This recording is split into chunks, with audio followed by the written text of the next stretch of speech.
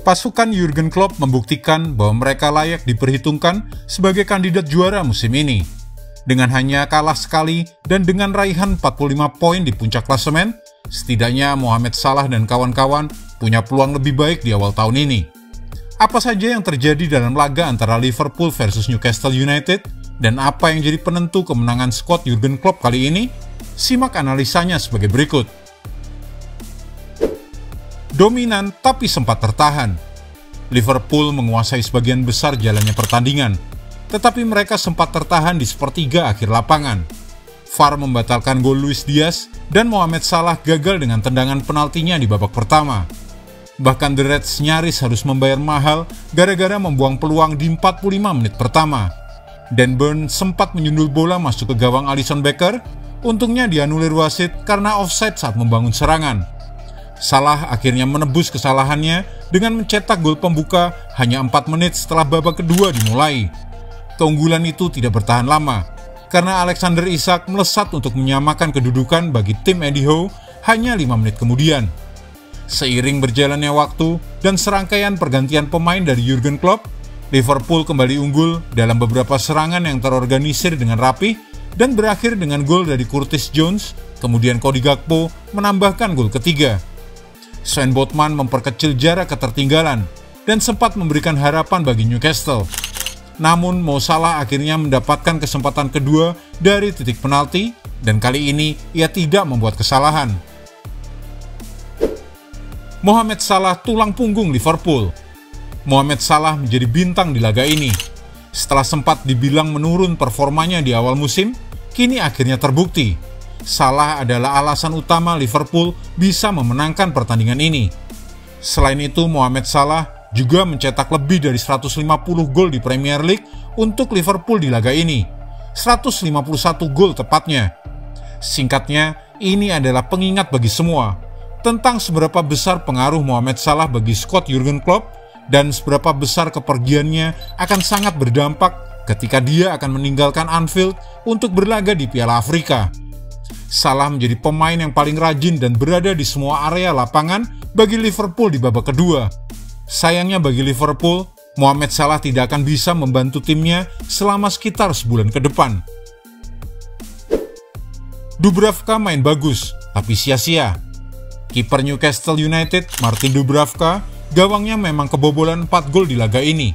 Tapi gawang Newcastle United mungkin akan jauh lebih banyak kebobolan jika tidak ada dirinya.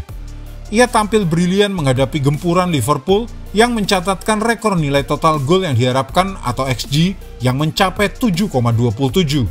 Itu rekor baru di Premier League. Tapi meskipun bermain bagus, sejak kembali ke tim menggantikan Nick Pope, banyak yang meragukan kemampuan kiper asal Slovakia ini. Ini wajar, karena sebelum melawan Liverpool, Dubravka telah bermain 7 kali musim ini. Kalah 6 kali jika juga menghitung kekalahan melawan Chelsea lewat adu penalti di Carabao Cup. Dan total kebobolan sebanyak 14 gol. 7 laga 14 gol. Dan rasa tak percaya diri ini menular ke lini pertahanan Newcastle saat Dubravka menggantikan peran Pope sebagai sweeper kiper. Pertahanan mereka tampak rapuh meski sebenarnya lini pertahanan Newcastle merupakan salah satu kekuatan terbesar mereka musim lalu. Padahal Dubravka tak buruk-buruk amat. Apalagi saat ia berhasil menggagalkan penalti Salah pada menit ke-22. Kemudian ia juga menggagalkan peluang dari serangan Nunes dan Jones. Tapi ya pada akhirnya ia tidak bisa berbuat banyak saat gol-gol Liverpool tiba. Dan dengan jendela transfer Januari telah dibuka dan juga David De Gea masih pengangguran dan banyak menjadi topik di antara para fans Newcastle United, Dubravka kini pasti benar-benar berada di bawah tekanan. Gelandang Liverpool terjang Newcastle. Kembalinya Joelinton setelah absen 10 pertandingan musim ini karena cedera hamstring menjadikan suntikan besar bagi Newcastle dalam kunjungannya ke Anfield, stadion paling angker di mana hampir semua lawan The Reds kalah musim ini. Eddie Howe memuji stamina Joelinton dan menempatkan pemain Brasil itu di sayap kiri. Sang pelatih memilih trio Bruno Guimaraes, Luis Miley, dan Sean Longstaff untuk membantu pertahanan dan juga pergerakan tanpa bola. Tapi sang pelatih lupa, ia tidak punya pemain yang kuat secara fisik untuk menghadapi pressing agresif Liverpool. Liverpool sebenarnya tidak banyak berubah selama bertahun-tahun. Mereka tetap bermain sepak bola dengan intensitas tinggi dan seharusnya Newcastle perlu mengimbangi hal itu, menang dalam duel terlebih dahulu. Sayangnya Newcastle gagal melakukannya, dan Liverpool akhirnya menguasai sepertiga akhir lapangan dengan merebut bola sebanyak 6 kali, yang merupakan ketiga terbanyak di babak pertama di laga kandang musim ini di Liga Inggris. Setelah gol pembuka Liverpool di awal babak kedua, Guimaraes dan Miley mendapatkan kartu kuning. Pergantian pertama Ho adalah memasukkan Miguel Almiron. Miley keluar, Joelinton kembali ke gelandang tengah, dan Anthony Gordon pindah dari sayap kanan ke sayap kiri. Dalam waktu 1 menit, Newcastle menyamakan kedudukan. Joelinton memberi bola ke Gordon dan mengirimkan bola kepada Isak untuk mencetak gol. Tapi ya dampaknya tak berlangsung lama, karena Liverpool berhasil mengatasi mereka seiring berjalannya babak kedua. Darwin Núñez masih saja malu-malu. Núñez sudah menyia-nyiakan peluang di babak pertama dan juga melewatkan sejumlah peluang setelah jeda.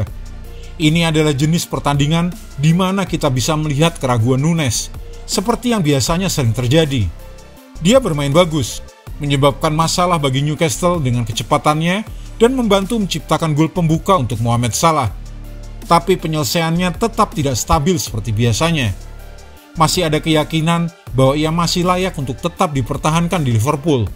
Cuman sampai kapan harus menunggu hingga ia bisa mulai buas di depan gawang? Itu masalahnya. Jurgen Klopp akhirnya membuat keputusan yang tepat. Ia memasukkan Cody Gakpo untuk menggantikan Núñez. Gakpo pun mencetak gol ketiga bagi Liverpool tidak lama setelah ia masuk lapangan. Padahal Gakpo sebenarnya tidak sepenuhnya menyentuh bola dengan baik. Tetapi tetap saja semua dinilai dari gol yang dicetak. Coba bayangkan apa yang dipikirkan Núñez saat melihat pemain penggantinya mencetak gol. Apakah ia merasa terancam? Drama penalti yang buat wasit Taylor berkeringat. Ini adalah pertandingan penuh adrenalin bagi para pemain.